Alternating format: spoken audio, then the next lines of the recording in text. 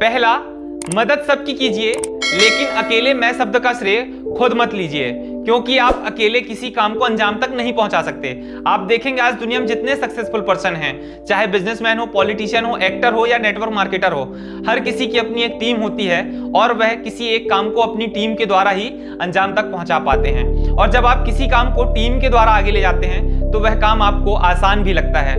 इसे एक उदाहरण से समझते हैं। एक 100 किलो का बोरा है, उसे आप अकेले नहीं उठा सकते, लेकिन उसी जगह 4 लोग अगर हाथ लगा देते हैं तो वह हल्का भी हो जाता है और आप बहुत जल्दी उस बोरे को उठा लेते हैं या किसी काम को अंजाम तक पहुंचा पाते हैं।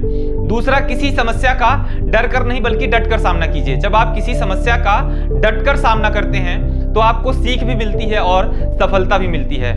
उसकी बजाय अगर आप डर कर सामना करते हैं तो आप पीछे हट जाते हैं खुद ही उस समस्या से और दुनिया उसका फायदा उठाकर आपका मजाक उड़ाने लगती है, आपके शत्रु आप पर हंसने लगते हैं। तीसरा, किसी चीज को पाने की चाह रखिए, ना कि हड़पने की।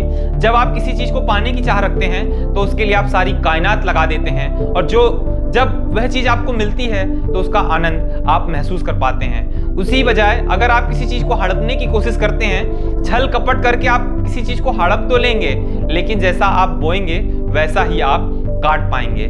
चौथा, ज्ञान लीजिए और ज्ञान दीजिए। जो आपके पास है वह दूसरों को दीजिए, जो दूसरों के पास है वह आप उनसे लीजिए, ग्रहण कीजिए।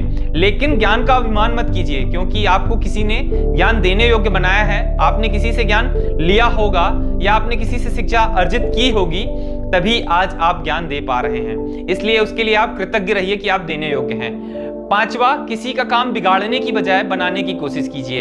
अपनी वाहवाही के लिए किसी को मिसलीड मत कीजिए, किसी को भड़काइए मत, रिश्तों में दरार मत लाइए। हो सके तो हर चीज को बचाने की कोशिश कीजिए, फिर वह चाहे आपके अपने हों या आपके खुद के रिश्ते हों।